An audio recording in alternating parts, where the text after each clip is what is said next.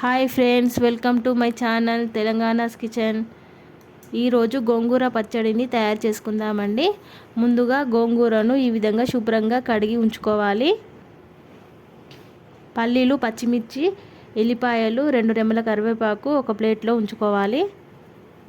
ఇప్పుడు stove on చేసుకొని కడాయి పెట్టుకొని 2 టేబుల్ స్పూన్ వరకు ఆయిల్ వేసుకుందాం. ఇప్పుడు 10-15 పచ్చిమిర్చిని వేసుకుందాం.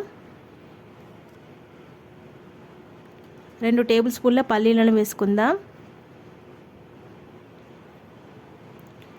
వేసుకొని ఆయిల్లో వేయించుకోవాలి.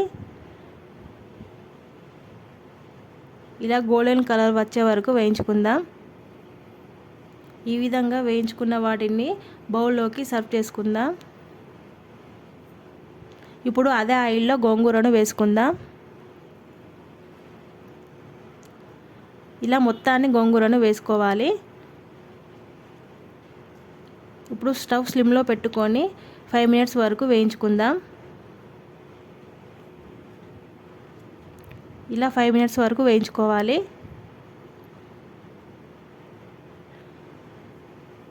ఈ విధంగా వేయించుకుందాం. ఇప్పుడు మిక్సీ జార్ తీసుకొని అందులో వేయించుకున్న పల్లీలను, పచ్చిమిర్చిని వేసుకుందాం.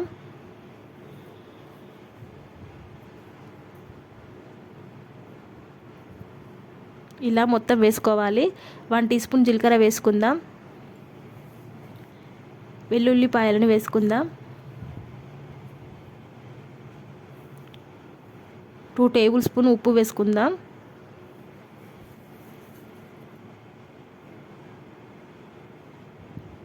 2 రెమ్మల కరివేపాకుని వేసుకుందాం. వేసుకొని మెత్తగా రుబ్బుకోవాలి.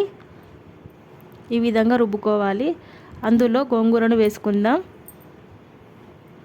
ఉడికించిన గోంగూరను వేసుకొని మిక్స్ చేసుకోవాలి. ఈ మిక్స్ చేసుకున్న వాటిని బౌల్లో వేసుకుందాం.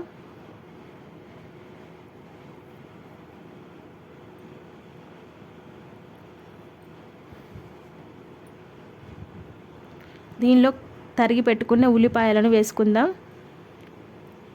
ఇలా చిన్నగా తరిగి పెట్టుకొని వేసుకుంటే బాగుంటుందండి. గోంగూర పచ్చడిలో ఉల్లిపాయ అనేది టేస్టీగా ఉంటుంది. ఇప్పుడు కడాయి పెట్టుకొని 1 టేబుల్ స్పూన్ ఆయిల్ వేసుకుందాం. 1/2 టీ స్పూన్ జీలకర్ర వేసుకుందాం. 1/2 టీ స్పూన్ ఆవాలు వేసుకుందాం.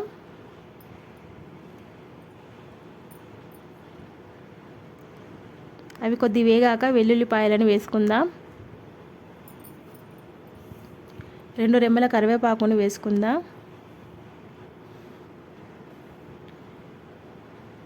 కొద్దిగా పసుపు వేసుకొని ఫ్రై చేసుకోవాలి. వేసుకున్న తర్వాత ఈ పోపు మిశ్రమాన్ని పచ్చడిలో కలుపుకుందాం. ఇలా పోపు మిశ్రమంను వేసుకొని కలుపుకోవాలి. ఈ విధంగా మొత్తాన్ని కలుపుకోవాలి. ఇలా చేస్తే బాగుంటుందండి. రెడీ అండి గోంగూర పచ్చడి.